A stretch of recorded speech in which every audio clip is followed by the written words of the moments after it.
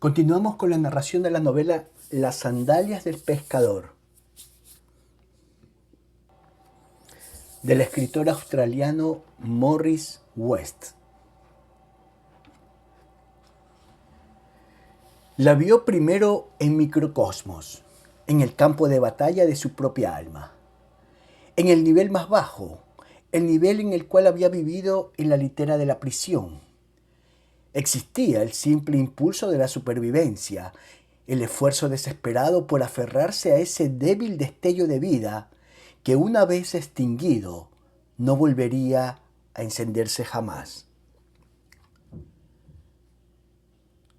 Solo había una infusión de vida en el frágil recipiente del cuerpo, y si ese recipiente se quebraba, no se reharía hasta el día de la última restauración, de manera que con la infusión de la vida iba también infundido el instinto de conservarla a toda costa contra lo que la amenazase o pareciera amenazarla desde dentro o desde fuera.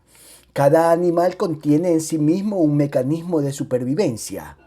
Solo el hombre, el último y el más noble miembro del reino animal, comprende, aunque oscuramente, que el mecanismo falla finalmente y que tarde o temprano debe ejecutar un acto consciente de abandono del don de la vida en manos del Creador, que se lo ha dado inicialmente.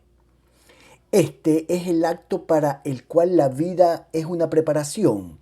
Rehusarlo es incurrir en la rebelión última, de la cual no hay retractación. Y sin embargo, cada día de la vida de todos los hombres es una serie de pequeñas rebeliones contra el temor a la muerte o de victorias esporádicas de esperanzas en lo invisible. Incluso Cirilo, vicario de Dios en la tierra, no podía retroceder ante la lucha diaria. El impulso de supervivencia tomaba muchas formas. El amor al poder que daba al hombre la ilusión de inmortalidad. El temor a la oposición que pedía limitar esta ilusión. El deseo de amistad para afianzar el cuerpo débil y el espíritu vacilante. El instinto de acción que reafirmaba la potencia del hombre contra las circunstancias amenazantes. El deseo de poseer lo que finalmente habrá de abandonar. La cobardía que lo empuja hacia el aislamiento, como si así pudiese cerrar todas las brechas contra la invasión última de la muerte. Incluso para el pontífice, de quien se presumía mayor proximidad a Dios, no había garantías de victoria sobre sí mismo. Cada día traía su cuota de claudicaciones, de las cuales era necesario arrepentirse para purgarlas en el tribunal de las penitencias. Pero ¿qué sería de otros hombres menos inspirados, mucho más vulnerables, mucho más oprimidos por el terror a la extinción corporal? Sobre ellos, las presiones de la existencia se acumulaban con dureza día a día, provocando una tensión casi insoportable. Para ellos, Cirilo tendría que hallar en sí mismo fortaleza que prestarles y caridad que darles, para evitar que se derrumbasen sin remedio bajo su carga, o se volviesen y se despedazaran unos a otros en una guerra salvaje, que los aniquilaría con mayor rapidez que la muerte misericordiosa de la cual escapaban. Este era el otro aspecto de la crisis que Cirilo leía en cada informe que aparecía sobre su mesa de trabajo, en cada periódico y en cada boletín que caía bajo sus ojos. Cuando se lanzaba un hombre en su cápsula hacia una nueva dimensión de espacio y tiempo, el mundo se regocijaba, como si debiese regresar con una promesa de eternidad en el bolsillo. Cuando se anunciaba un nuevo programa de armamento, parecía que quienes lo propiciaban escribían con una mano un nuevo beneficio en el mercado de valores, mientras con la otra inscribían su propio epitafio. Cada trabajo económico traía ventajas a sus signatarios y cierta injusticia a los excluidos. Las poblaciones de Oriente y de África estallaban en nuevas magnitudes y, sin embargo, los hombres confiaban en islas de color o de raza, como si por derecho divino hubiesen sido elegidos para un paraíso terrenal. Cada nueva victoria sobre la enfermedad agotaba proporcionalmente los decrecientes recursos del planeta. Cada avance científico era otro parche en la raída capa con que el hombre protegía su cuerpo del viento helado de la disolución. Y sin embargo, esta era la naturaleza del hombre. Este era el método histórico de su progreso. Pasos sobre la cuerda floja hacia un destino percibido vagamente, pero sentido con profundidad. La iglesia estaba en el mundo, aunque no pertenecía a él, y su función consistía en mantener la verdad en alto, como una lámpara para iluminar la playa lejana a la cual llegaría finalmente el hombre. De modo que Cirilo el pontífice, cogido como todos sus semejantes en el dilema humano, se hallaba sentado ante su escritorio y buscaba en las palabras formales de su secretario de Estado las sombras de la inminente tormenta. El eje de la situación actual es China. Los informes dignos de mayor crédito indican que el programa agrícola ha fracasado otra vez y que la cosecha de este verano será escasa, lo que significará, inevitablemente, que se produzca una presión militar hacia las zonas arroceras del Asia sudoriental después de los próximos monzones. Se está activando ya los entrenamientos militares y todos los días recibimos informes acerca de medidas represivas contra elementos desafectos al régimen. Nuestra propia gente está sufriendo nuevas campañas de vigilancia y de abierta persecución. En Estados Unidos, la recesión económica ha amainado, pero ello se debe en gran medida a un aumento en el programa de armamentos militares. Nuestras fuentes en los Estados Unidos nos informan que cualquier nueva expansión china hacia Birmania, Indochina o Xi'an crearía un inmediato peligro de guerra. En Bonn y en París se habla ahora de que Francia y Alemania participarán en un programa conjunto para el desarrollo de armas atómicas. Esta es una consecuencia lógica de su posición de miembros principales del bloque europeo, pero resulta evidente que será considerada una abierta amenaza para Alemania Oriental y Moscú. Hemos esperado durante algún tiempo que el temor ruso a los chinos redundara en un mejoramiento de las relaciones de Rusia con el Occidente. Pero esta situación introduce un elemento nuevo y contradictorio. Parecería oportuno que su santidad, clara y oportunamente, hiciese algún comentario acerca de los peligros de esta nueva carrera de armamentos, que encuentra su justificación en el fortalecimiento de la alianza occidental contra el comunismo. Es difícil imaginar cómo hacerlo, pero si pudiésemos ponernos en contacto con el Presidium en el Kremlin e introducirnos como elemento mediador en las relaciones entre Oriente y Occidente, el momento actual sería el más indicado. Desgraciadamente, nuestra oposición a las doctrinas del comunismo es fácilmente interpretable como una alianza política con el Occidente. Hemos impartido instrucciones a nuestros legados y nuncios en todo el mundo, recomendándoles acentuar, tanto en público como en sus conversaciones con personalidades políticas, los peligros de la actual situación. Como su santidad sabe, ahora mantenemos relaciones cordiales con representantes de la Iglesia Ortodoxa y con miembros eminentes de otras organizaciones cristianas. Podemos esperar confiadamente su cooperación en esta materia. Sin embargo, La creación de un clima moral queda siempre rezagado tras la creación de un clima político. Y debemos afrontar el hecho de que los próximos 6 o 12 meses pueden llevar al mundo hasta el umbral de otra guerra. En África.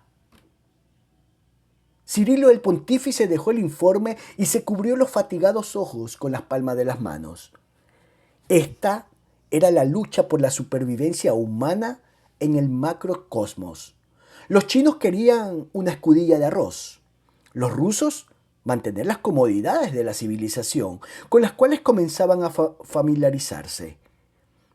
Era preciso mantener trabajando a 180 millones de americanos, so pena de que la precaria economía de consumo se derrumbara. Francia y Alemania, despojadas de sus colonias, tenían que mantener su influencia en la Comunidad Europea de Naciones. Lo que tenemos lo guardamos porque es nuestro, porque lo hemos ganado. Todo lo que nos hace crecer es bueno. Todo lo que nos disminuye es una amenaza. La ley de la jungla. Supervivencia de los más aptos. No hay moral en la política. Pero reducida a sus términos esenciales, la supervivencia, incluso de los individuos, no era nunca una ecuación simple. La definición de derechos y deberes había ocupado a los teólogos y juristas durante los 2000 años del ministerio cristiano y durante miles de años anteriores. Una cosa era establecer la ley, pero aplicarla, hacer que los diversos millones que formaban la humanidad la viesen con los mismos ojos, reconocerla como decreto divino, todo ello era aparentemente una imposibilidad absoluta. Pero existía la promesa: si se me exalta, yo atraeré todas las cosas a mí. Y sin la promesa no quedaba asidero para la razón en el universo. Si uno no creía que la órbita giratoria de la Tierra se mantenía a salvo por la continuidad de un acto creador, haría bien en desesperar y desear su disolución en el fuego para hacer lugar a otro mundo mejor. Una vez más, su memoria se deslizó por una tangente hacia la conversación que había mantenido 10 años antes con Kamenev. La diferencia entre usted y yo, Cirilo, estriba en que yo estoy dedicado a lo posible, mientras usted está dedicado a una insensatez. Dios desea que todos los hombres se salven y lleguen al conocimiento de la verdad. Eso es lo que usted predica, ¿verdad? Pero usted sabe que eso es una locura. No sucede así. No sucederá. No puede suceder. ¿Qué es su cielo sino una zanahoria para hacer trotar al burro? ¿Qué es su infierno sino un montón de desperdicios donde van a parar todos sus fracasos? Fracasos de Dios, amigo mío. Y usted dice que Dios es omnipotente. ¿Y después? ¿Viene usted conmigo a la búsqueda del pequeño posible o va tras el gran imposible? Sé lo que quiere decirme. Dios lo hace posible todo. ¿No comprende? En este momento, yo soy Dios para usted, porque ni siquiera puede moverse de esa silla sin que yo lo ordene. Tome. Dios le hace un pequeño obsequio, un cigarrillo. Y Cirilo recordaba que había aceptado el cigarrillo y se lo había fumado, agradecido, mientras su mente fatigada luchaba con la paradoja de Kamenev, que la había sometido. ¿La pequeña ganancia o la gran pérdida? ¿Cuál? ¿La sabiduría limitada o la locura monstruosa? Había elegido la locura y lo habían confinado nuevamente a los trajes listados, al hambre y a la soledad, para extirparla de él. Y ahora la paradoja había dado un vuelco. Kamenev se encontraba en una situación imposible de resolver, mientras Cirilo, el prisionero abyecto, representaba a Dios para quien todas las cosas eran posibles. Durante largo rato consideró Cirilo el gigantesco humor de la situación. Luego alzó el auricular del teléfono y llamó a Goldoni en la Secretaría de Estado. Estoy leyendo su informe. Me ha impresionado grandemente. Le estoy muy agradecido y también muy preocupado. Y ahora, dígame algo. Si yo deseara enviar un mensaje al primer ministro ruso, un mensaje privado, ¿cómo podría hacerlo? Fragmento de las memorias secretas de Cirilo I, Pontífice Máximo. He sido afortunado al mantener cierto sentido del humor, o me hubiese visto abrumado hasta la locura por las consecuencias de mis actos más triviales. Cuando un hombre de mi posición hace la pregunta más insignificante, todo el Vaticano se agita como nido de pájaros. Si hago el menor movimiento, se diría que estoy intentando remover los cimientos del mundo. Solo puedo hacer lo que me parece bueno, pero siempre hay 20 personas con otras tantas razones para justificar mi inmovilidad. Y sería un necio si no escuchase al menos sus opiniones. Cuando propuse a Goldoni mi deseo de hacer un recorrido pastoral por toda Italia y observar in situ los problemas de mi clero local, aquel quedó horrorizado. No se había hecho nada semejante en siglos. Crearía dificultades con el gobierno italiano. Suscitaría, sabe Dios, qué problemas de protocolo y de logística y de ceremonia local. Me recordó que yo era un príncipe y que al requerir mi presencia a honores principescos impondría privaciones a regiones pobres y arruinadas. Sobre este punto tuve que mostrarme firme y decirle que ante todo soy pastor, sucesor de un pescador ejecutado como criminal común en la ciudad de los emperadores. Aún así, todavía no hemos convenido cómo y cuándo haré este viaje, pero estoy decidido a efectuarlo pronto. También quiero hacer otros viajes. Quiero cruzar las fronteras de Europa y los océanos del mundo para ver a mi pueblo. ¿Dónde y cómo vive? Y las cargas que soporta en su jornada hacia la eternidad. Sé que este es un proyecto de difícil ejecución. Implica oposición de los gobiernos, un riesgo para mí y para la administración de la Santa Sede, pero creo que restablecería como ningún otro acto la misión apostólica del pontífice. Por el momento, sin embargo, tengo un asunto más apremiante que resolver. Establecer y mantener contacto personal con Kamenev. Inmediatamente después de mi llamada telefónica, Goldoni acudió apresuradamente desde la Secretaría de Estado para hablarme. Es un hombre hábil, con mucha práctica en la diplomacia y respeto grandemente su opinión. Su primer consejo fue negativo. No podía imaginar una base posible de comunicación con aquellos que predican una herejía atea y que se dedican a una activa persecución de los fieles.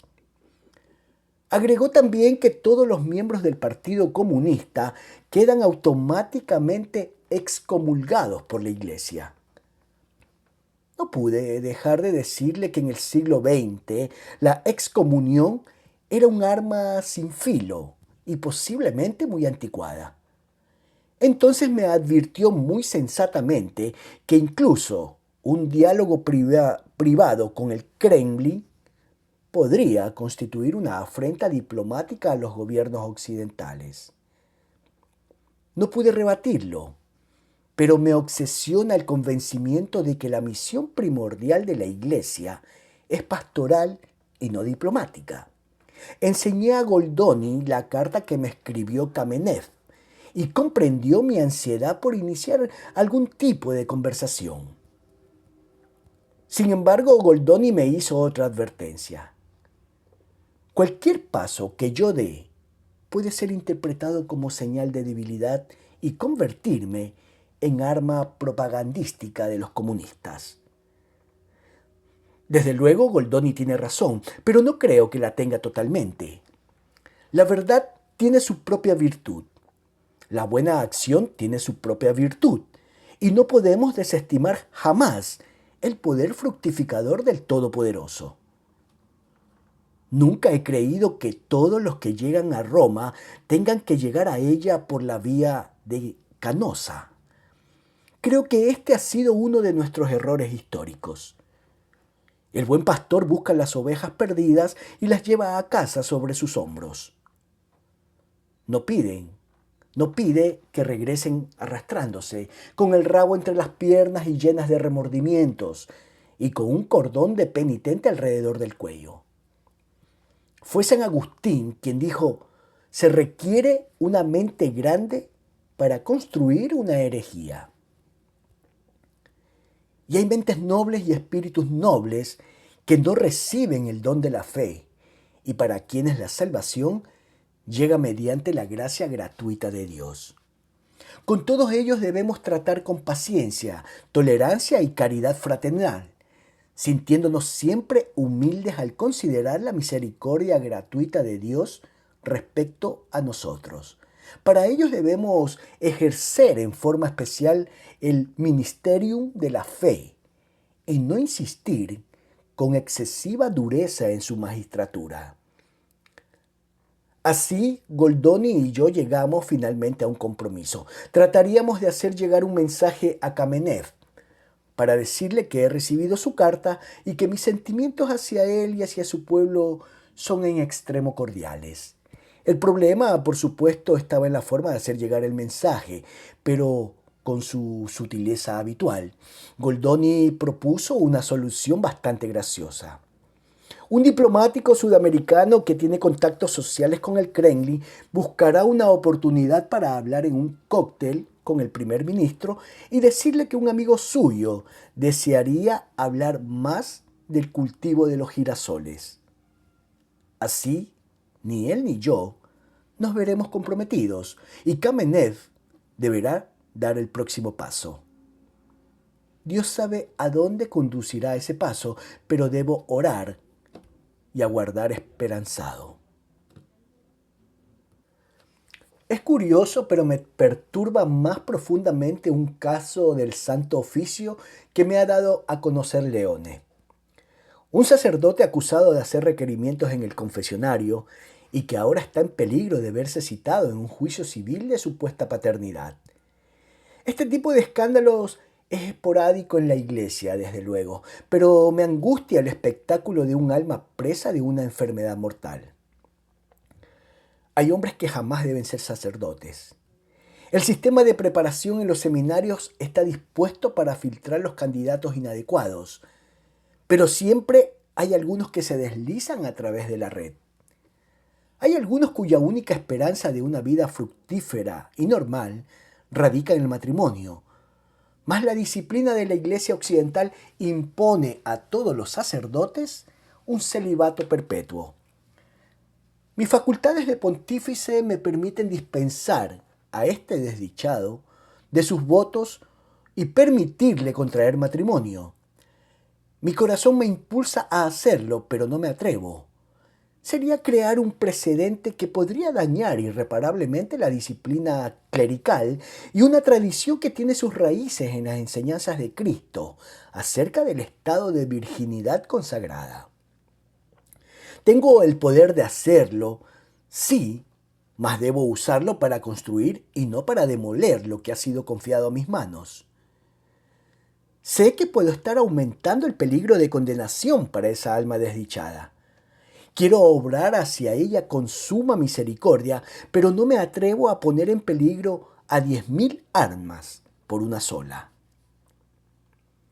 Las llaves del reino están en mis manos, mas no la poseo totalmente. Me han sido confiadas según la ley. Hay ocasiones, y esta es una de ellas, en las cuales desearía poder cargar sobre mis hombros los pecados del mundo y ofrecer mi vida en expiación por ellos. Pero sé que solo soy un hombre y que la expiación se consumó ya en el Calvario. A través de la iglesia distribuyo los frutos de la redención. No puedo cambiar el pacto de Dios con el hombre que gobierna esta distribución. Es tarde y mi carta a la iglesia aún está inconclusa. Esta noche trabajo sobre el texto Una generación escogida, un sacerdocio real. El sacerdote es solo un hombre y tenemos algunos breves años para prepararlo para la carga de la realeza. A aquellos que se tambalean bajo su peso debemos extender el amor maternal de la iglesia. Para ellos debemos invocar la protección de la Virgen, madre de todos los hombres. La noche está tibia, el verano llega, pero hay seres que caminan en un invierno perpetuo, perdidos y solitarios. Quiera Dios que no frustre yo sus esperanzas, puesto que he sentido el invierno en mis huesos y he llorado de noche, pidiendo amor, en una prisión sin amor. Capítulo 6.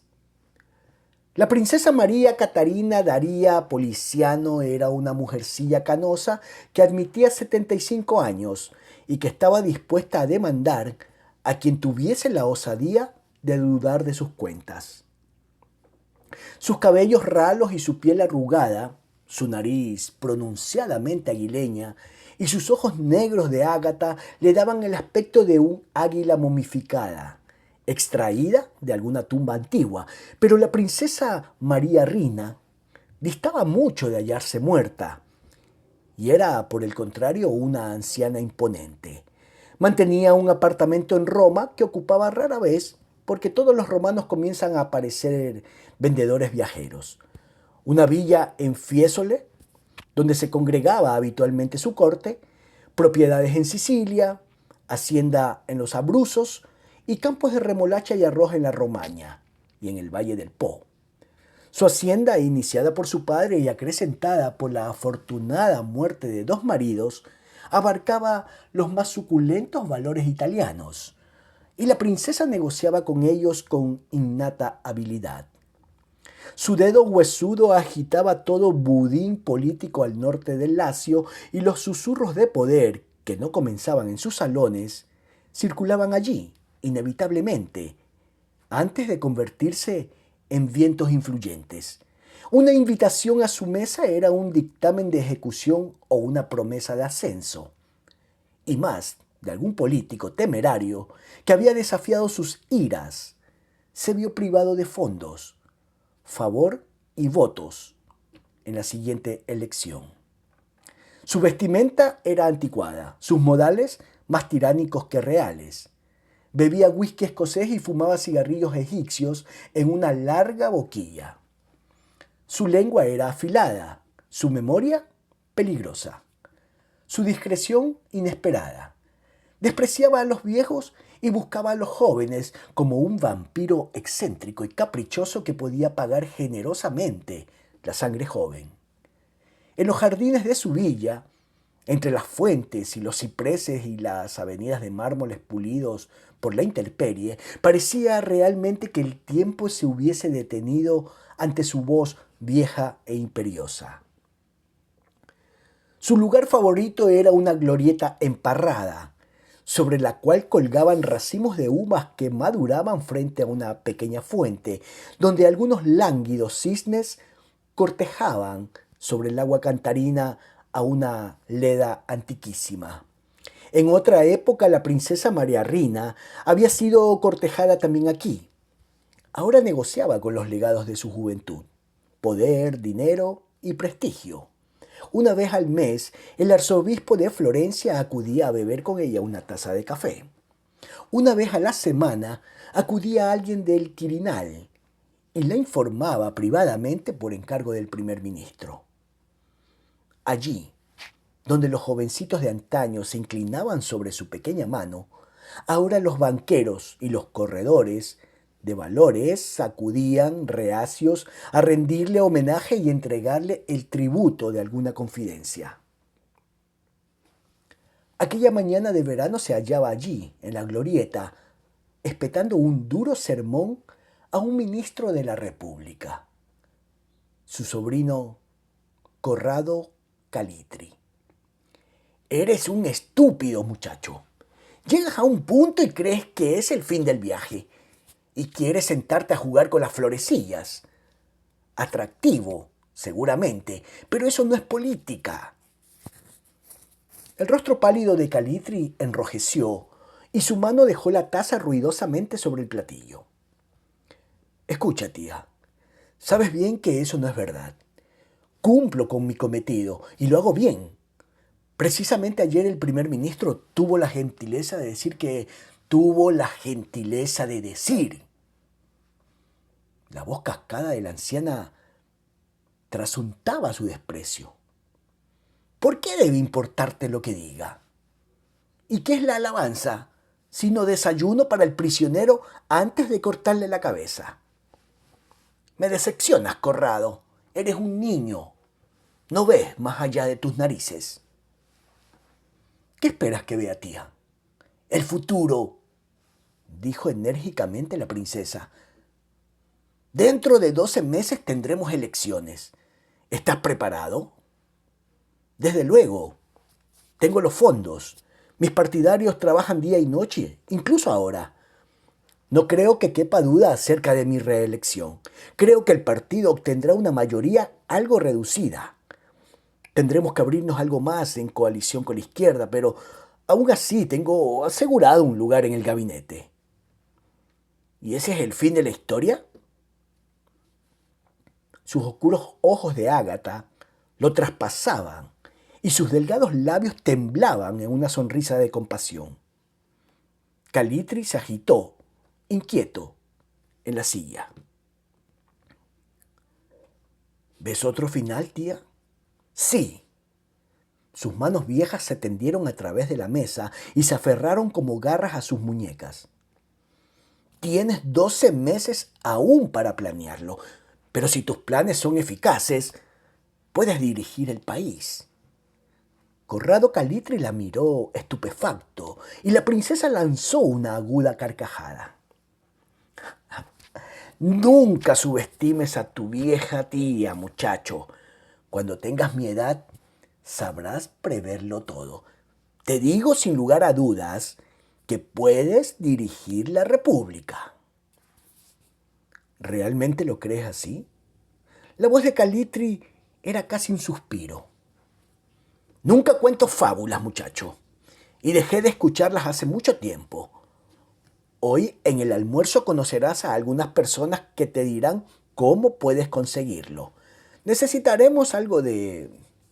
Frotó el índice y el pulgar en ese gesto internacional que significa dinero. Pero eso no será problema. Quiero hablarte de otra cosa. Hay que pagar otro precio también. Y ese solo puedes pagarlo tú.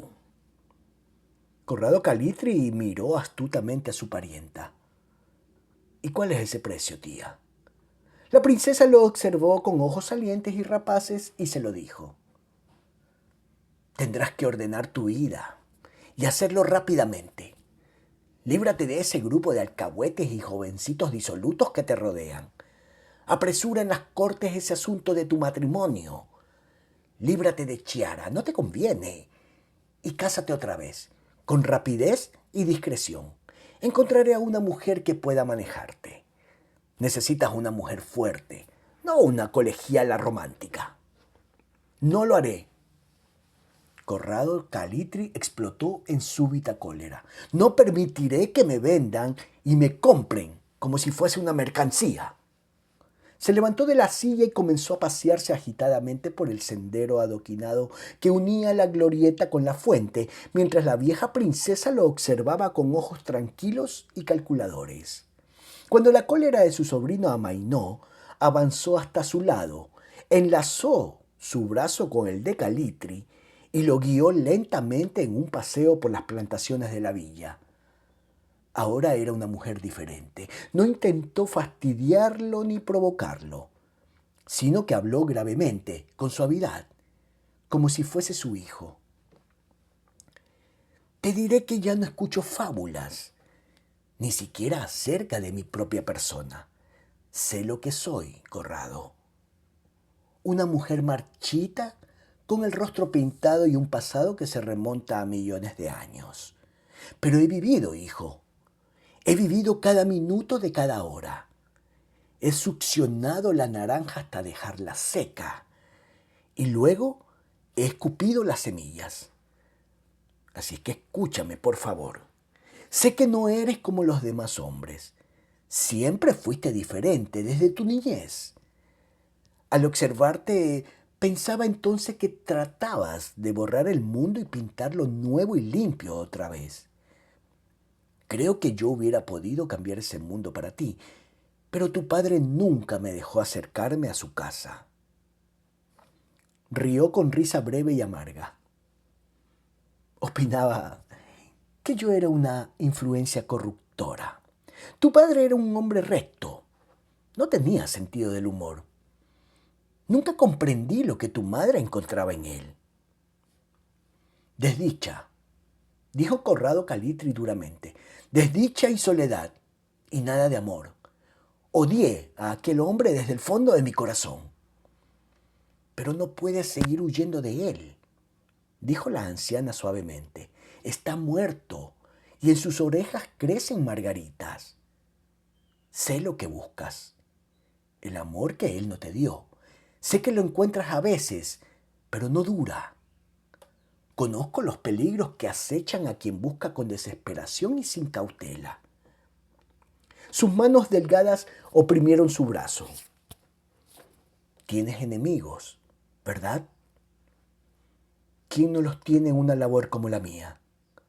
¿Han intentado alguna vez hacerte víctima de un chantaje? Un par de veces. Entonces sabes de qué estoy hablando.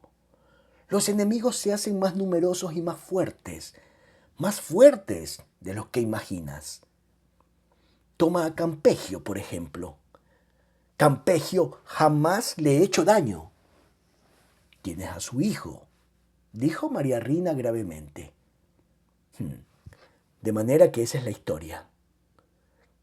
Calitri echó atrás su cabeza a Patricia y rió, ahuyentando a los pajarillos en los olivos. El muchacho trabaja conmigo. Me gusta. Tiene talento y simpatía y belleza. Sí, también belleza si lo quieres, pero no para mí. ¿Crees que quiero enemistarme con Campegio y con el Vaticano? Ya lo has hecho, dijo la princesa María Rina. Y sin el Vaticano no puedes dirigir el país en la próxima elección. ¿Comprendes ahora lo que quiero decir? Corrado guardó silencio largo rato, mas pareció reconcentrarse. Su rostro juvenil se cubrió de surcos. Sus ojos se nublaron con súbita emoción. Finalmente dijo con dulzura: La vida es muy larga, tía. Triste también. A veces también solitaria. ¿Te parece que no lo sé, hijo? ¿Crees que no me sentí triste y sola cuando murió Lois? ¿Crees que no supe lo que significaba ser una mujer madura, rica y capaz de comprar lo que no podía obtener por amor? Y lo intenté durante breve tiempo. ¿Te escandalizo? No, lo comprendo. Luego desperté como debes despertar tú. No puedes levantarte cada mañana temiendo perder lo que además nunca ha sido tuyo. No puedes esperar y pesar los riesgos de chantaje. No puedes regir tu vida según los caprichos de algún chico bien parecido. No. Un día tienes que decirte a ti mismo: ¿qué tengo que sea realmente mío? ¿Cómo puedo aprovecharlo mejor? Cuando comienzas a enumerar, ves que hay bastante e incluso puede haber un poco de amor. ¿En el matrimonio?, preguntó Corrado con tosca ironía. ¿Dentro o fuera de él? No importa mucho. Para ti, su índice esquelético lo hirió como un puñal. Para ti es necesario el matrimonio, muy necesario. Ya probé una vez, ¿recuerdas? con una chicuela que aún jugaba con sus muñecas. ¿Y ahora? Primero, dijo la anciana con energía, debemos sacarte del lío en que estás metido, y para ello tendrás que hacer tu primer pago. ¿Cuánto? Preguntó Corrado Calitri. En dinero, nada. En orgullo, mucho tal vez. Tendrás que presentarte ante la rota y modificar todo tu testimonio anterior. ¿Qué hago para que me crean? La princesa María Rina rió otra vez. ¿Te arrepientes? Habrá regocijo en el cielo y en el Vaticano cuando acudas a reparar la grave injusticia que has cometido contra una joven inocente. Y como estarás enmendando todos tus errores, te recibirán alegremente en el rebaño. No puedo hacerlo, dijo Corrado Calitri pesadamente. Es una hipocresía monstruosa. No necesita hacerlo, dijo la princesa. Y aun siéndolo, el Quirinal bien vale una misa, ¿no es así? A pesar de sí mismo, Calitri sonrió y puso una mano afectuosa en la mejilla de la anciana. A veces, tía, creo que desciendes directamente de los Borgia. Efectivamente, dijo la princesa, pero por línea torcida. ¿Y ahora harás lo que te pido? Tendré que pensarlo. Te doy 30 minutos, hijo. Esa gente querrá conocer tu respuesta y la mía durante el almuerzo. En el tercer piso de un ruinoso edificio, a escasa distancia del panteón, Ruth Lewin se hallaba atrapada en otro de los dramas cotidianos de la Roma vieja. Desde el Angelus de la tarde hasta cerca de la medianoche había estado trabajando junto a una esposa de 20 años, ayudándole a dar a luz su primer hijo. Durante las últimas 2 horas habían estado también allí el médico, un joven macilento que parecía demasiado envuelto en el drama para su propio bien o el de la paciente. Cuando finalmente, con la ayuda del forceps, sacaron el rorro a la luz, vieron que era un monstruo. Un pequeño ser deforme y gemebundo, con cabeza humana y cuerpo de pingüino, con los pies y las manos unidos directamente al tronco. Ruth Lewin lo miró horrorizada y el joven médico juró frenéticamente. ¡Por Cristo! ¡Por el cielo! ¡Mírelo! Ruth Lewin tartamudeó con desamparo. Pero, ¿por qué? ¿Cuál fue la causa? ¿Qué?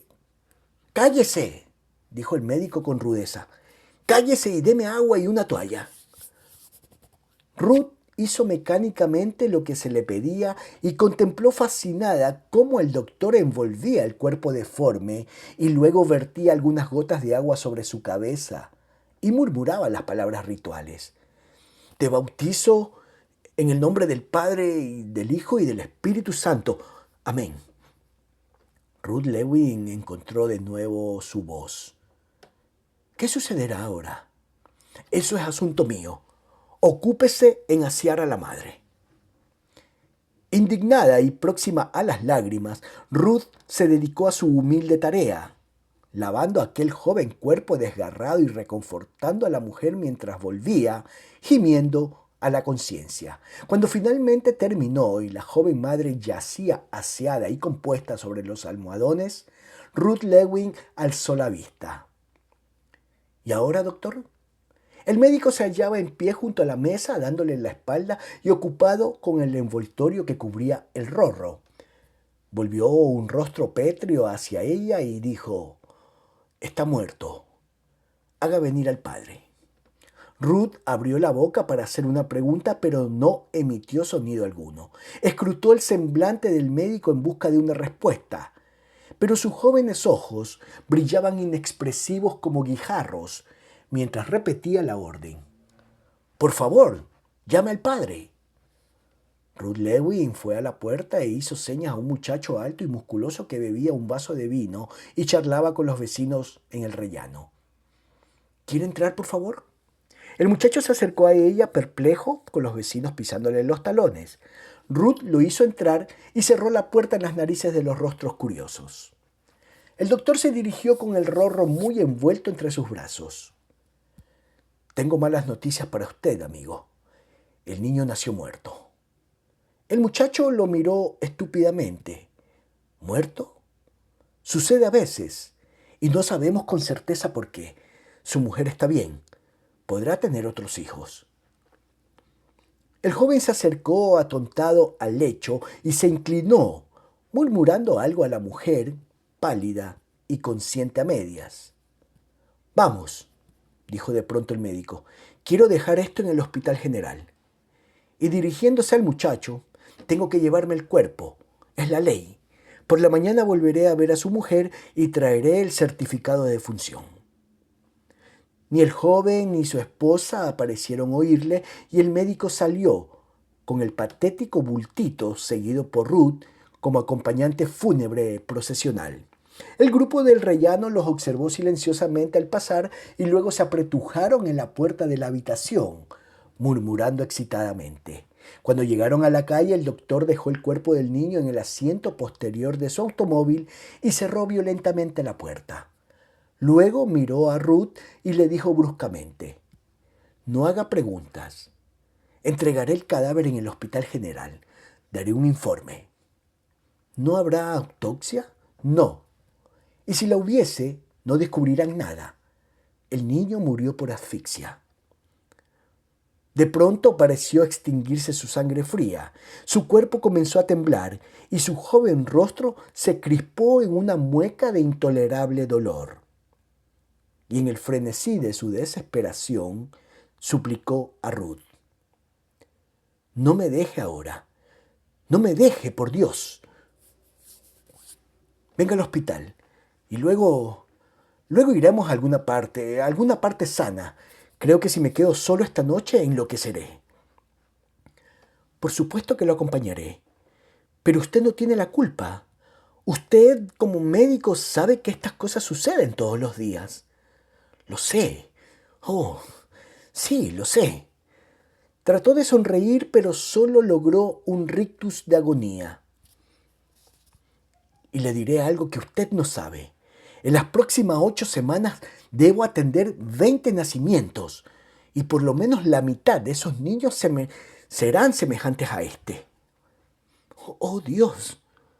Exclamó Ruth en voz muy baja. ¡Oh, Dios Todopoderoso! ¿Por qué? En casa de Ruth, tranquila bajo las sombras animadas del Palatino, el médico le explicó por qué. Se le dijo salvajemente, con brutalidad, como si la paradoja del arte curativo, su semipromesa de continuidad, su derrota última ante la muerte, fuesen demasiado para él. Es una idea absurda, pero la farmacología parece siempre acudir con el elixir de la vida en una mano y una redoma de veneno en la otra. Hay antibióticos que curan a algunos y matan a otros. Hubo aquella droga francesa que hizo hervir los cerebros de los hombres, y la talidomida que brindaba sueño y luego creó monstruos en las entrañas de las madres. Ahora hay otra droga. Salió al mercado hace unos 12 meses. Una fórmula combinada para evitar las náuseas en el embarazo y reducir el peligro de toxemia. 3 meses atrás comenzamos a recibir de Alemania las primeras advertencias respecto a deformaciones producidas por la droga. Parece que será un caso semejante al de la talidomida, pero ahora están tratando de silenciarlo.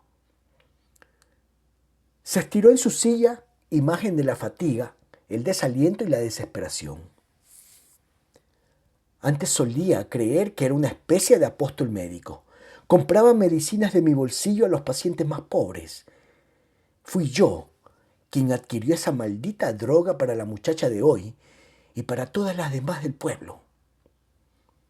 ¿Hay alguna esperanza de que el resto de los nacimientos sean diferentes? Algunos serán normales, pero otros... Extendió sus manos en una súplica apasionada. ¿Qué debo hacer? No puedo asesinarlos a todos. Ante todo, no vuelva a emplear esa palabra. Esta noche no vi nada, no escuché nada. Pero lo sabe, ¿no es así? Solo sé esto, que no debe culparse y que no ha de volver a actuar como si fuese Dios. Hay algo de locura en eso. Sí, locura. El médico se pasó una mano temblorosa por el pelo. Lo de esta noche fue una locura. Y sin embargo, ¿de qué dispone esa gente para hacer frente a una situación así? ¿Sabe lo que habrían dicho si hubiesen visto ese feto?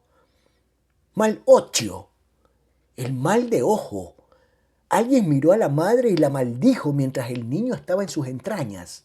Usted no se imagina el poder de la superstición en la mente de esa pobre gente. ¿Qué habrían hecho con el niño? Algunos, muy pocos, lo hubieran cuidado. Otros lo hubiesen sofocado o tratado de lanzarlo al río.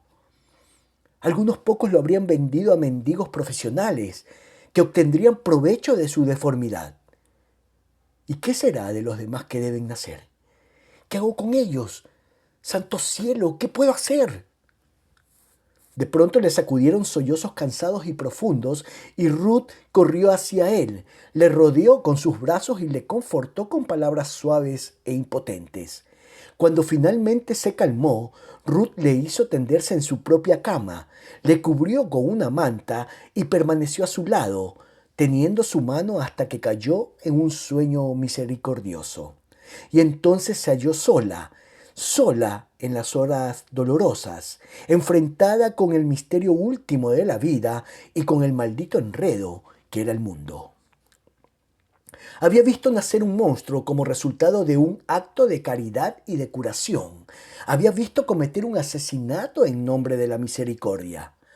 Y su corazón aprobaba, en parte, la acción. Aquí estaba, en pequeño, la gran tragedia del hombre, el helado misterio de su existencia y de su destino. Frente a aquel lastimoso embrión, ¿cómo podía decirse que los engranajes de la creación no se salían de su sitio, reduciéndolo todo a una monstruosa confusión? ¿Cómo hablar de omnipotencia y de omnisciencia y de una bondad siempre presente? ¿Cómo encontrar un alma o un espíritu en esa criatura débil, gimiente, con forma de pez, que nadaba ciegamente desde el fluido del útero para enfrentarse con la luz del día? ¿Dónde estaban ahora los cimientos de la fe, la esperanza, el amor? ¿Dónde encontrar un vestigio de cordura en ese matrimonio de víctimas de la civilización, enfermas, lisiadas e impotentes? Si no existían, entonces era tiempo de abandonarlo todo y partir. La salida era fácil y Ruth había estado ya muy cerca de ella. Era imposible errar indefinidamente, enloquecidamente, a través de una sala de espejos, sintiéndose confundida, desquiciada, carente de objetivo y atenazada por el miedo. Si no existía una solución para esa discordia, más valía enviar los músicos a casa. Pero si la había, tenía que llegar pronto, antes de que los nervios destrozados gritasen el horror de la ruina. El cansancio de la vigilia se le incrustó en los huesos y se tendió en la cama junto al hombre dormido. Pero el contacto de su cuerpo la perturbó, y cuando el joven, en sueños, se volvió hacia ella, Ruth se levantó y fue a la cocina a prepararse una taza de café. Recordó una noche anterior con otro hombre en aquella misma casa y cómo, por un momento, había vislumbrado un destello de luz. Se preguntó lo que aquel hombre habría visto en lo sucedido esta noche y cuál habría sido su respuesta para el horror que aún estaba por llegar. Y entonces surgió en ella una idea súbita, fría y vivificante. El hombre había dicho que esta era su ciudad, la había reclamado como propia, se había calificado de pastor y siervo de este pueblo.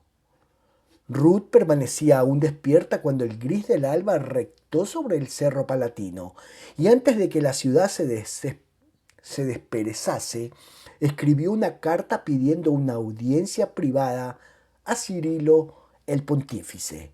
La carta de Cirilo a la iglesia estaba terminada y el manuscrito ruso en manos de los traductores. Ahora que ya estaba hecho, Cirilo se sentía extrañamente vacío, oprimido por una sensación de futilidad y frustración. Mientras escribía, se había sentido poseído más que nunca por el poder de la palabra, por la convicción de su inevitable fructificación en el corazón de los hombres buenos. Pero ahora se enfrentaba al hecho descarnado de que sin la gracia de Dios y sin hombres que cooperaran con la gracia de Dios, la semilla podría yacer fértil, pero sin dar frutos durante 100 años. Entre los millones de creyentes que profesaban obediencia a la palabra y a su autoridad como predicador supremo, ¿cuántos habría que se sintiesen impulsados a darle cabal cumplimiento? Veía con claridad meridiana lo que sucedería con su carta. Dentro de algunos meses se leería en todos los púlpitos católicos del mundo. Recibiría comunicaciones de obispos que expresarían su lealtad a sus consejos y prometerían ejecutarlos en la medida de su capacidad. Pero entre la promesa y el cumplimiento había 100 obstáculos. Falta de hombres, falta de dinero, falta de visión y a veces de valor. Y el resentimiento natural del hombre que se halla en el umbral de la acción y que se pregunta por qué se le pide que haga tantos ladrillos con tan poca paja. Lo más que podía esperar era que allá o acullá la palabra tomase cuerpo en el alma de algún hombre, iluminase sus ojos de visión y lo lanzara en busca de un divino imposible. En cuanto a sí mismo, Cirilo sabía que no podía dejar de predicar, de enseñar, de impulsar a la acción y de aguardar, vacío de todo menos de esperanza, confiado en la promesa del Paráclito. Oyó un golpe dado en su puerta y el maestro de cámara entró a preguntar si su santidad estaba dispuesto a comenzar las audiencias de la mañana. Cirilo recorrió rápidamente la lista y vio que el primer nombre era el de Ruth Lewin. Su carta lo había perturbado profundamente, porque le había llegado en un momento de tentación. La tentación de sumergirse en los aspectos políticos de la Iglesia y de desafiar mediante un despliegue de poder a aquellos hombres que, como Leone, no ocultaban su desacuerdo con el pontífice. Había algunos, lo sabía, que consideraban su encíclica como una novedad. Opinaban que era demasiado personal, demasiado específica. Criticaba demasiado abiertamente la política anterior. Pedía nuevas modalidades en el adiestramiento del clero y en la dirección de la educación misional. Encontrándose en la cima, le era fácil, demasiado fácil, imponer su autoridad y acallar las críticas con un llamamiento a la obediencia religiosa.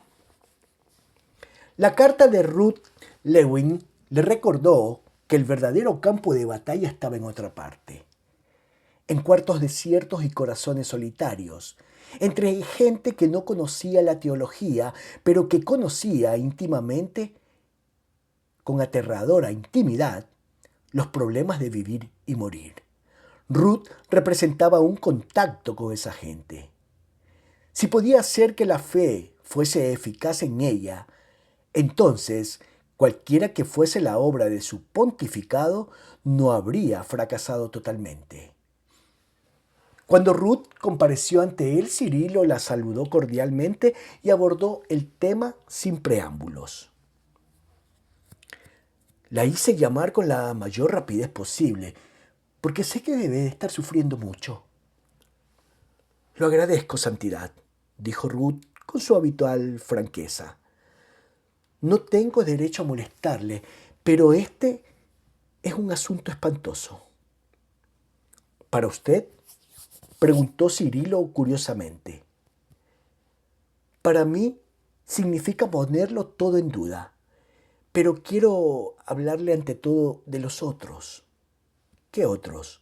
De las mujeres que darán a luz esos hijos. La mayoría de ellas, creo yo, no están preparadas para lo que sucederá. El rostro delgado de Cirilo se nubló y en la cicatriz que lo cruzaba palpitó un nervio. ¿Qué desea que haga yo? Nosotros, es decir, las madres necesitan ayuda, necesitan algún lugar donde dejar esos niños si no son capaces de cuidarlos personalmente. Esos niños necesitan que se los cuide. Se me dice que seguramente vivirán poco, pero necesitan cuidados especiales, ternura especial. ¿Usted cree que la iglesia puede dárselos?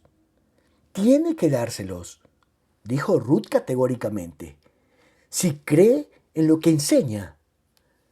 Se ruborizó, comprendiendo que había cometido una imprudencia, y luego se apresuró a explicarse. Soy mujer, Santidad. La otra noche me pregunté qué haría, qué sentiría si fuese la madre de un niño así. No lo sé, no creo que pudiera comportarme decentemente. Cirilo el Papa sonrió tristemente su aprobación. Creo que se subestima. Usted posee más valor del que cree. Dígame, ¿cuántos de esos nacimientos se esperan en Roma? Alrededor de 20 en los próximos 2 meses. Puede haber muchos más. El pontífice guardó silencio un instante pensativo. Luego sonrió con un mohín torcido y juvenil. Bien. Veamos cuál es mi autoridad en la iglesia. Cogió el teléfono y marcó el número del secretario de la Sagrada Congregación de lo Religioso. Explicó con vivacidad la situación y luego preguntó: ¿cuáles de nuestras monjas enfermeras de Roma están mejor equipadas para cuidar a esos niños? Desde el otro extremo de la línea se escuchó un rumor indescifrable y Ruth vio que la boca del pontífice se contraía de cólera, mientras decía enfáticamente: sé que es difícil, todo es difícil, pero esta es una labor de caridad apremiante y debe hacerse. Si se necesita dinero, lo proporcionaremos. Usted se encargará de encontrar el lugar y las enfermeras necesarias. Quiero que todo quede dispuesto dentro de 24 horas. Colgó con violencia el auricular y dijo irritadamente: esta gente vive en un mundo propio. Hay que hacerlos brincar hacia la realidad. En todo caso, ¿puede usted dar por sentado que proporcionaremos cuidados y hospitalización a los que lo necesiten? Se le informará por teléfono y por carta de los detalles. Luego haré publicar un anuncio en el Observatore, que circulará también en la prensa romana. Quedo muy agradecida, Su Santidad. Y yo le quedo también muy agradecido, jovencita. ¿Y ahora qué puedo hacer por usted? No lo sé, dijo Ruth desoladamente. Me lo he preguntado mientras venía hacia el Vaticano. ¿Por qué suceden estas cosas? ¿Por qué permite un Dios que estas cosas sucedan? Si pudiese decírselo, dijo Cirilo el pontífice, sería Dios mismo. No lo sé, aunque a veces desearía saberlo. ¿No debe usted creer que el misterio de la fe es más simple para mí que para usted? El acto de fe es un acto de aceptación, no una explicación. Le relataré una historia acerca de mí. Cuando me hicieron prisionero en Rusia, los tiempos eran malos. Había mucha tortura, mucha crueldad. Una noche trajeron de regreso a mi cabaña a un hombre que había sufrido el trato más brutal que yo había conocido. Agonizaba y gritaba una y otra vez que alguien lo matara para poner fin a tanto sufrimiento. Le digo sinceramente que me sentí tentado. Es horroroso presenciar tanto dolor. Degrada y aterra a quienes lo ven, pero no pueden hacer nada por aliviarlo. Por eso puedo comprender, aunque no perdonar, lo que hizo su amigo el médico. A veces nos parece que dispensamos una misericordia divina con el don de la muerte, pero no somos divinos. No podemos dispensar la vida ni la muerte. Por un momento pareció sumirse en una contemplación interior. Ruth sugirió suavemente: ¿cuál fue el final de la historia, Santidad? El hombre murió en mis brazos. Me gustaría poder decirle que murió piadosamente, pero no tengo medio de saberlo. No pude penetrar a través de su dolor hasta las fuentes de su voluntad. Murió simplemente, y tuve que encomendarlo a Dios. Esa es la única respuesta que puedo darle. Es un salto en la oscuridad, dijo Ruth gravemente. No sé si podré darlo. ¿Le es más fácil permanecer donde está? Más difícil, creo. Pero usted ya ha dado un salto en la oscuridad. No comprendo. No pudo perdonar ese asesinato, incluso de un recién nacido monstruoso. No, totalmente. Y ha acudido a mí buscando ayuda, no para usted, sino para esos niños. Me sentí tan impotente. Necesitaba a alguien que pudiese actuar. Tal vez, dijo Cirilo suavemente, tal vez ese es el significado del dolor, que desafía nuestra arrogante posesión de la vida, que nos confronta con nuestra propia debilidad y nos hace percibir, aunque sea débilmente, el poder sustentador de Dios. Ojalá pudiese creerlo, pero ¿cómo ver a Dios en un rorro humano que parece un pez? No es un misterio nuevo, Ruth. Es uno muy antiguo. ¿Cómo ver a Dios en un criminal agonizante clavado en una horca? No basta decirlo, dijo Ruth con dureza. Tiene que haber amor en alguna parte. Tiene que haberlo. ¿Verdad? Tiene que haber algo de amor. Si el misterio del dolor no es un misterio de amor, entonces todo esto... Sus manos deformadas abarcaron el cuarto ornamentado y toda la ciudad santa tras él. Entonces todo esto es un contrasentido histórico y mi misión es la misión de un charlatán. Su rudeza sorprendió a Ruth. Lo contempló fijamente un instante, fascinada por el contraste entre su rostro torcido, curiosamente burlón, y la formalidad religiosa de sus atavíos. Luego dijo: ¿Su santidad cree realmente eso? Sí. ¿Por qué entonces no puedo creerlo yo? Me parece que sí lo cree, dijo Cirilo el pontífice dulcemente. Por eso está aquí y quiso verme. Por eso actúa usted dentro de un contexto de fe, aunque todavía lucha con Dios. Si solo pudiese saber que soy amada, que soy digna de ser amada. Eso es algo que usted no exige de quien quiere. ¿Por qué debe exigirlo de sí misma? Su santidad es demasiado inteligente para mí. No, no soy un hombre inteligente. Lo comprendo mejor de lo que usted cree, Ruth, porque he recorrido el mismo camino que usted recorre ahora. Le contaré otra historia y luego deberé despedirla porque hay mucha gente esperando verme. Mi fuga de Rusia fue preparada, usted lo sabe. Me liberaron de la prisión y me enviaron a un hospital porque había estado muy enfermo durante cierto tiempo. Los médicos me trataban bien y me cuidaron solícitamente. Después de 17 años de sufrimientos, resultó una experiencia curiosa. Fue como si me hubiese transformado de la noche a la mañana en otro ser humano. Estaba aseado y bien alimentado, tenía libros para leer y tiempo y una cierta libertad. Y todo esto me deleitaba, me enorgullecía de mi apariencia decente. Tardé algún tiempo en comprender que me estaban sometiendo a una nueva tentación. Me sentía querido otra vez. Deseaba que me quisieran. Aguardaba con ansias la llegada de la enfermera, su sonrisa, sus cuidados.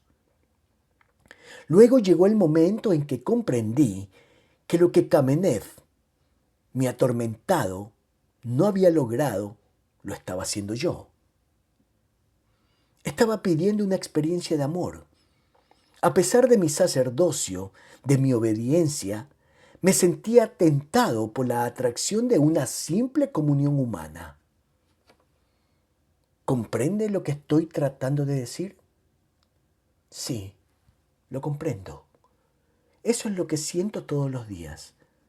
Entonces comprenderá algo más, que recibir y exigir es solo una cara de la medalla del amor.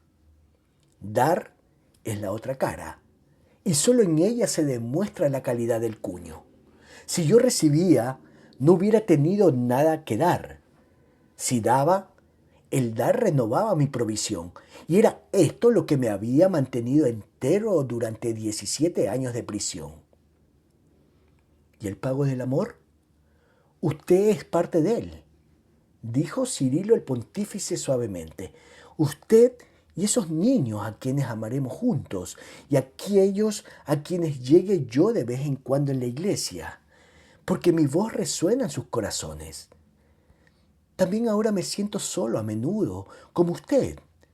Pero sentirse solo no significa que no se es amado, sino que se está aprendiendo el valor del amor y que éste toma muchas formas y que a veces es difícil de reconocer.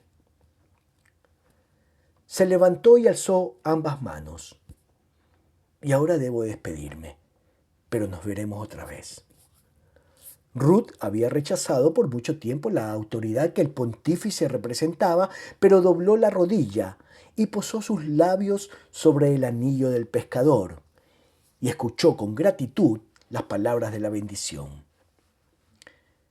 Benedictio Dei omnipotentes descendat, Patris et Filii et Spiritus Sancti, super te et ma, neat semper. Para Cirilo el pontífice fue una ironía sorprendente que su encíclica sobre la educación cristiana causara mucha menos agitación que su declaración en el Osservatore Romano respecto a las víctimas de la nueva droga. Todos los corresponsales en Roma cablegrafiaron el texto completo de la publicación en el Osservatore, que en Europa y en América se interpretó como una orden clara del Papa para poner los recursos médicos y sociales de la Iglesia a disposición de las madres y niños afectados por la medicina letal. Durante una semana el escritorio del pontífice estuvo cubierto de cartas y telegramas de obispos y de dirigentes laicos, alabando su acción como una demostración oportuna de la caridad de la Iglesia. El cardenal Platino escribió expansivamente: me parece que su santidad ha mostrado en forma muy especial la relevancia de la misión de la Iglesia en todo acto o circunstancia de la vida humana. Es posible que el pronunciamiento de su santidad señale el camino a un método misional de gran importancia: la reintroducción de la Iglesia en la vida pública y privada a través de la caridad práctica. Históricamente hablando, este método ha sido el comienzo de la actividad evangélica más permanente y es, en realidad, una copia fiel de la obra del Maestro, el cual, en las palabras del Evangelio, va curando a los enfermos y haciendo el bien. Otro hombre se hubiese sentido halagado por tan espontánea respuesta a una acción ejecutiva, pero Cirilo Lakota estaba preocupado por aquellos aspectos del problema que la prensa desestimaba o convertía en un drama falso. Día y noche lo perseguía la imagen de una mujer esperando 9 meses de terror e incertidumbre el nacimiento de un monstruo. La del médico apremiado a intervenir antes del momento trágico. La del propio niño y lo que sería de él cuando llegase a la madurez. Para todos estos seres, la caridad de la Iglesia solo podía ser, en el mejor de los casos, un apéndice, y en el peor, una indeseada prolongación del dolor y la desesperación. La misión de la Iglesia hacia todos estos seres no estaba en esta dispensación de bondad. Su misión era confrontarlos con los hechos descarnados de la existencia, con todos sus riesgos y todo su espanto, y también con el hecho de que esa existencia implicaba una relación precisa con el Creador, que les había dado el ser. La Iglesia no podía cambiar esta relación, no podía eliminar una sola de sus consecuencias. Su única función era la de interpretarlas a la luz de la razón y de la revelación y dispensar la gracia que podía hacer efectiva esta relación.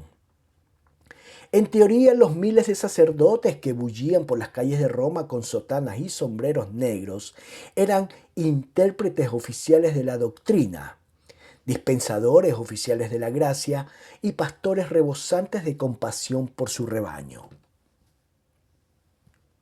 En la práctica eran escasos los que poseían el talento o la comprensión necesarios para participar realmente en estas tragedias íntimas de la humanidad. Era como si la simbiosis de la Iglesia fallara en cierto punto y la vida de los hombres divergiese desde allí de las vidas del clero.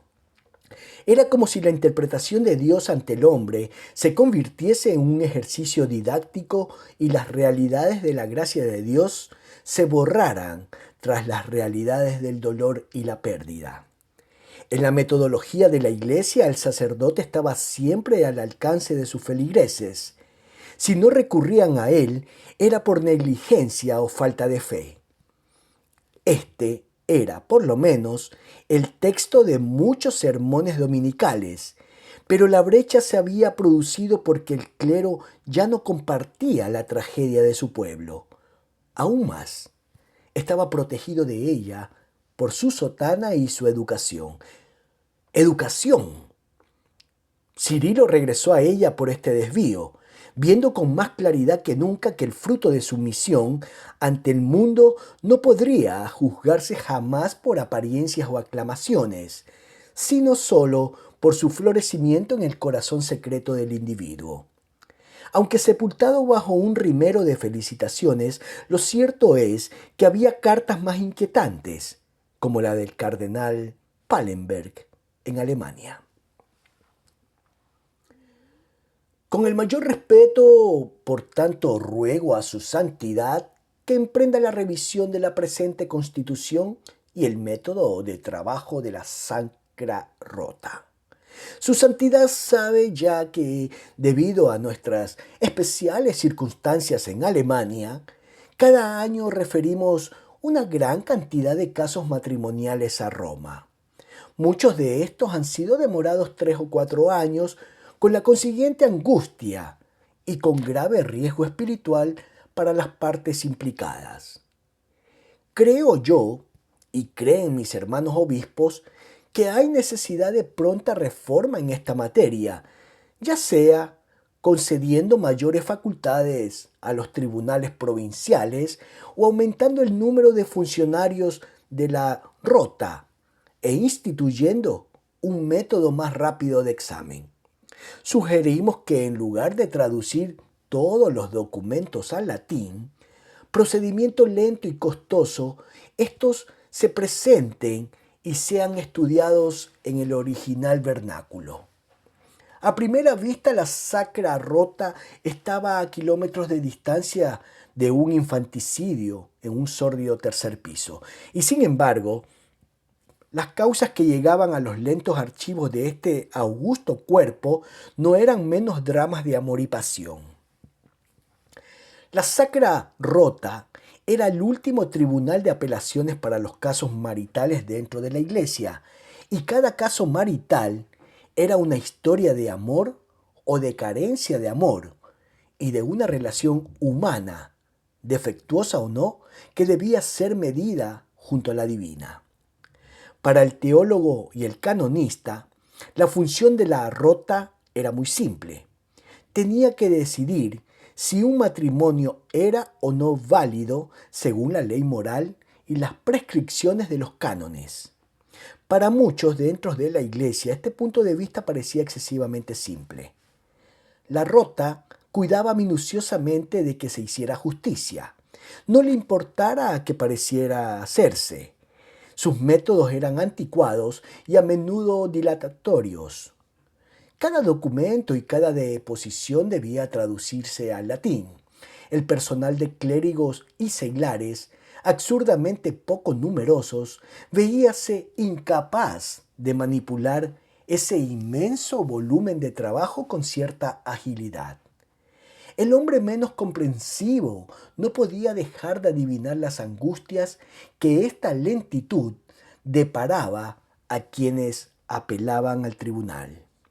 Cirilo el pontífice comprendía el problema más claramente que otros, pero ya había aprendido que para efectuar una reforma en Roma había que prepararse lentamente y actuar con energía en el momento indicado. De otra manera, terminaría disputando con la burocracia, lo que equivalía a disputar consigo mismo. Hizo una anotación en su calendario para discutir el asunto con Rinaldi, el cual, habiéndose apartado de la política de la Iglesia, tal vez podría aconsejarle cómo derrotarla. De Rugambwa, el cardenal negro de Kenia, había una carta aún más apremiante. Los acontecimientos en África se producen con rapidez que no parecía posible hace 2 años. Creo que dentro de los próximos 12 meses veremos un sanguinario levantamiento de negros contra blancos en Sudáfrica. Esta es una consecuencia casi inevitable de las brutales medidas represivas adoptadas por el gobierno sudafricano bajo la divisa del apartheid y por los métodos feudales arcaicos de los portugueses. Si esta revolución tiene éxito, y con el apoyo de otras naciones africanas hay razones para creer que lo tendrá, posiblemente traerá el fin del cristianismo durante 100 años en el África del Sur. Estamos preparando catequistas con la mayor rapidez, pero no podemos preparar un número ni siquiera mínimo de sacerdotes nativos en el tiempo de que disponemos. Sé que esto puede parecer una sugerencia revolucionaria, pero me pregunto si no debemos considerar muy seriamente un nuevo programa de preparación en el cual el idioma local y no el latín sea la base de la enseñanza y en el que toda la liturgia se celebre en lengua vernácula. Si se aprobara esta medida, sería posible preparar a un sacerdote nativo en casi la mitad del tiempo que se necesita ahora para adiestrarlos, de acuerdo con el sistema impuesto por el Concilio de Trento. Comprendo perfectamente que esto significaría un clero menos instruido que el de otras tierras, pero el problema estriba en decidir si tendremos esos sacerdotes para predicar la palabra y dispensar los sacramentos válida y religiosamente, o si no tendremos sacerdotes. Su santidad comprenderá que hablo de medidas desesperadas para una época desesperada y que una vez más Cirilo se encontró ante el tema de su carta, la educación de los ministros de la palabra. Una vez más se vio encarando la X intangible que dominaba todo el pensamiento de la Iglesia. La infusión del Espíritu Santo que provee lo que falta en el hombre para mantener vivo el cuerpo místico. ¿Hasta qué punto era legítimo poner la palabra y los sacramentos en manos de hombres parcialmente instruidos, confiando en que el Paráclito supliría lo que faltase? ¿Y quién, sino el pontífice, podría decir cuál instrucción era parcial y cuál suficiente? ¿Obraba más débilmente el Espíritu Santo ahora, en el siglo XX, que en la iglesia primitiva, cuando 12 pescadores recibieron el depósito de fe y la misión de predicarlo a todas las naciones? Fuera, el día moría. Las campanas de la ciudad tañían su vano llamamiento a la meditación y al retiro. Pero la ciudad estaba llena de otros sonidos, y tocó a Cirilo el pontífice reunir junto a él a los miembros de su casa para las vísperas y un recordatorio del Dios oculto. Ha hecho un trabajo muy concienzudo, amigo mío. Campeggio dejó la hoja mecanografiada y miró a George Faber con nuevo respeto. Este es el informe más completo que he visto respecto a Corrado Calitri y sus amigos. Faber se encogió de hombros en gesto que indicaba profunda desdicha. Me inicio como cronista de crímenes. Tengo habilidad para este tipo de cosas, pero no me siento muy orgulloso. El amor es asunto caro, ¿no es así?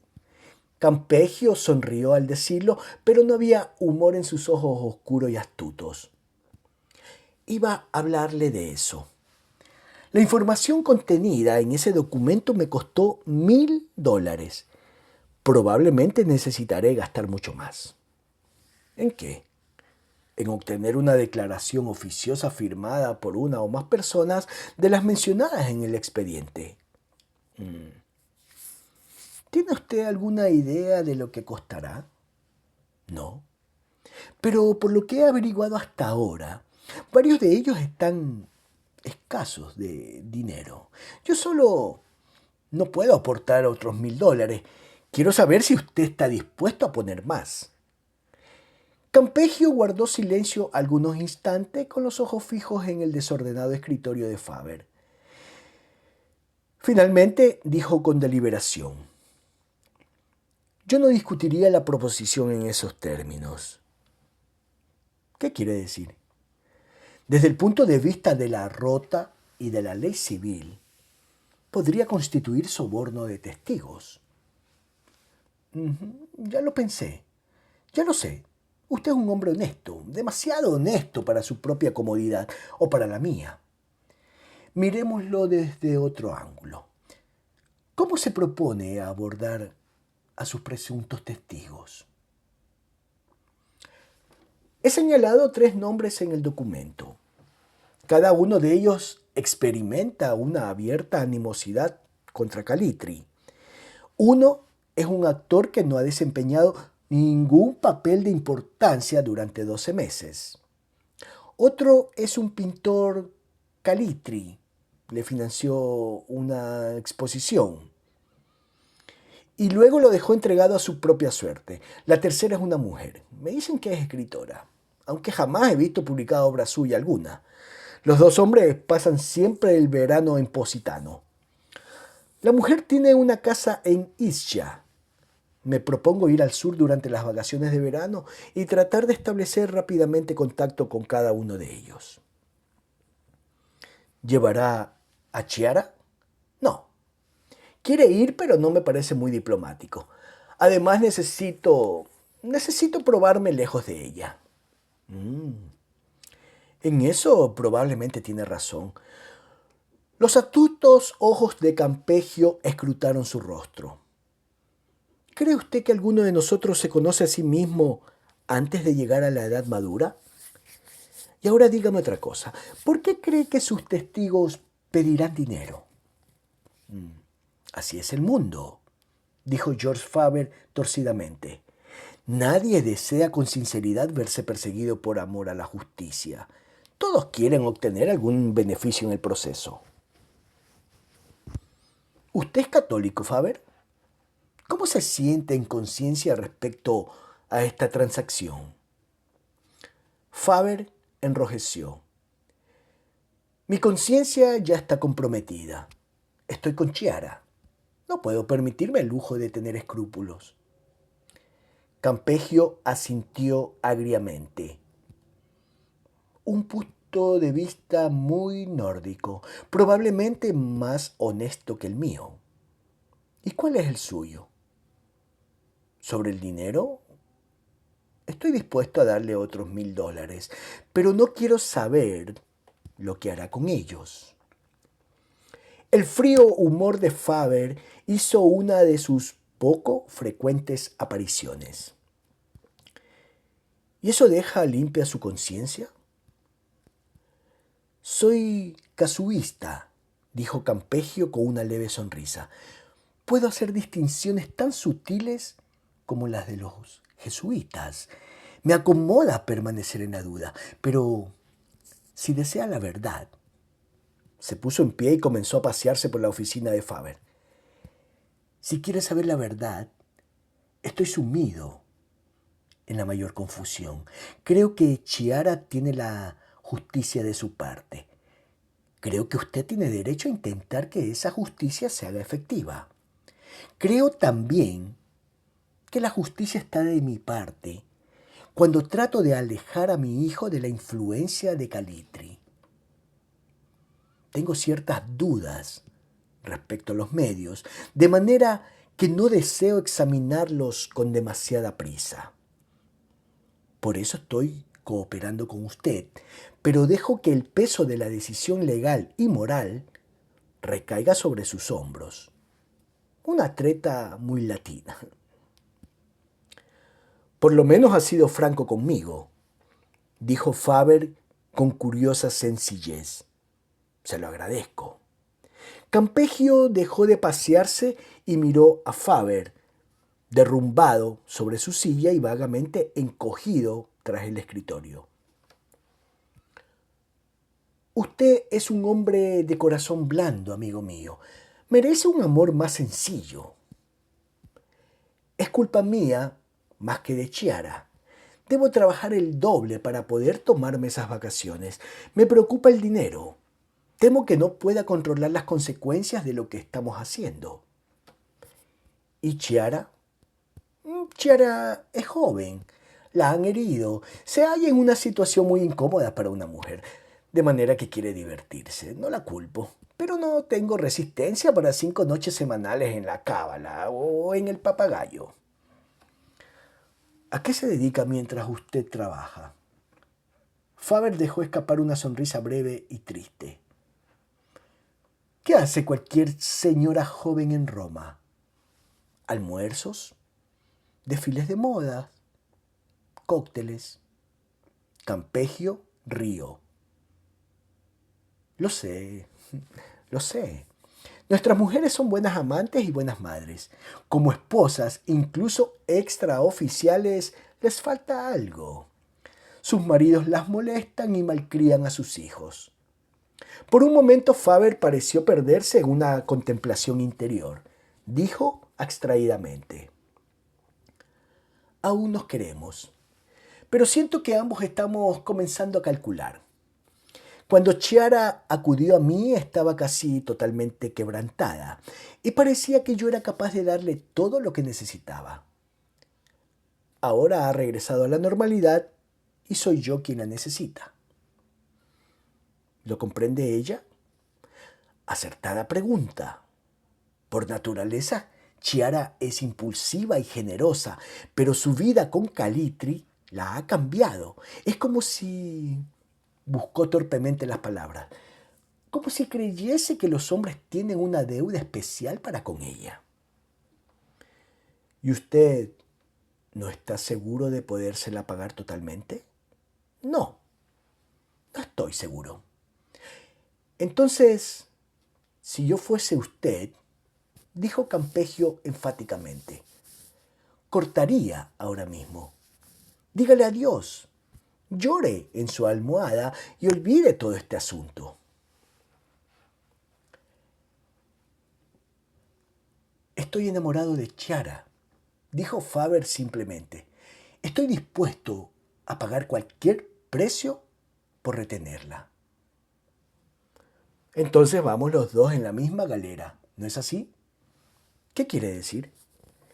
Campeggio se resistió un instante y luego explicó sus palabras con claridad.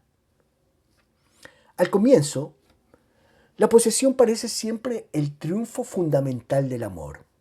Usted tiene ahora a su Chiara, pero no puede ser totalmente feliz hasta que la posea por contrato legal. Cree que entonces se sentirá seguro. Coge la rosa y la coloca en un vaso en el salón, pero pronto sus colores se marchitan y la posesión de esa flor desfalleciente deja de tener importancia. Cuando llegan los hijos constituyen otro tipo de posesión. Dependen totalmente de nosotros y los sujetamos a nuestro lado mediante su necesidad de sustento y de seguridad. Al crecer, esos lazos se debilitan y vemos que ya no los poseemos como antes. Yo quiero tener a mi hijo. Quiero que sea la imagen y la continuación de mí mismo. Me digo que lo que hago es por su propio bien, pero sé en lo profundo de mi corazón que lo hago también por mi propia satisfacción. No puedo soportar que se aleje de mí y se entregue a otro, hombre o mujer, a quien considero menos digno. Pero finalmente se irá, para bien o para mal. Míreme ahora.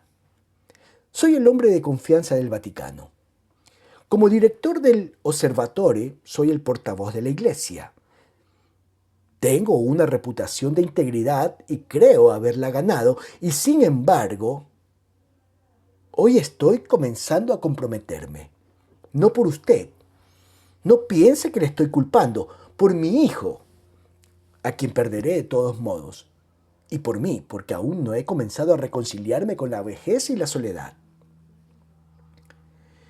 George Faber se alzó pesadamente de su silla y se enfrentó con su colega. Por primera vez pareció adquirir fuerzas y dignidad desusadas. Dijo con voz sin inflexiones: no tengo derecho a atarlo a ningún trato. Su posición es más delicada que la mía. Le dejo en libertad para retirar su ofrecimiento. Gracias, dijo simplemente Orlando Campeggio, pero no puedo retirarme ya. Estoy comprometido, debido a lo que quiero y a lo que soy. ¿Y qué es usted? ¿Y qué soy yo? Deberíamos haber sido amigos, dijo Orlando Campeggio con helada ironía. Nos hemos conocido durante largo tiempo, pero perdimos la oportunidad. De manera que temo que ambos seamos solo conspiradores, y ni siquiera muy buenos.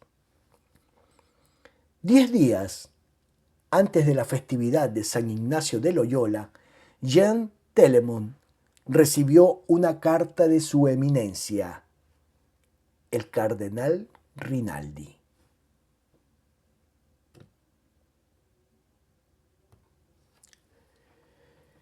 Querido reverendo padre, esta no es una comunicación oficial, sino personal. Poco antes de su llegada a Roma, el Padre Santo me permitió separarme de mis funciones y ahora vivo retirado en el campo. Sin embargo, estoy invitado en la próxima semana a escuchar su disertación ante los alumnos y la facultad de la Universidad Gregoriana. Antes de ese día, desearía vivamente tener la oportunidad de conocerle y de conversar con usted. Sé ya mucho, probablemente más de lo que usted imagina, de su personalidad y su trabajo. Opino que usted es un hombre favorecido por Dios, con lo que solo puedo llamar la gracia de la entrega. Esta gracia es un don escaso.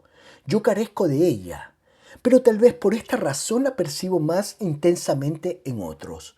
Y comprendo también que para el que la recibe es con más frecuencia cruz que consolación. Creo que su regreso a Roma puede constituir un acontecimiento de gran importancia para la Iglesia. Sé que para usted es decisivo. Me gustaría, por tanto, ofrecerle mi amistad, mi apoyo y tal vez mi consejo en sus futuras actividades. Si le acomoda, tal vez quiera usted tener la gentileza de visitarme el próximo lunes y pasar la tarde conmigo. Me hará usted un gran favor y espero sinceramente poder serle de alguna utilidad. Fraternalmente suyo en Jesucristo. Valerio Rinaldi. cardenal sacerdote.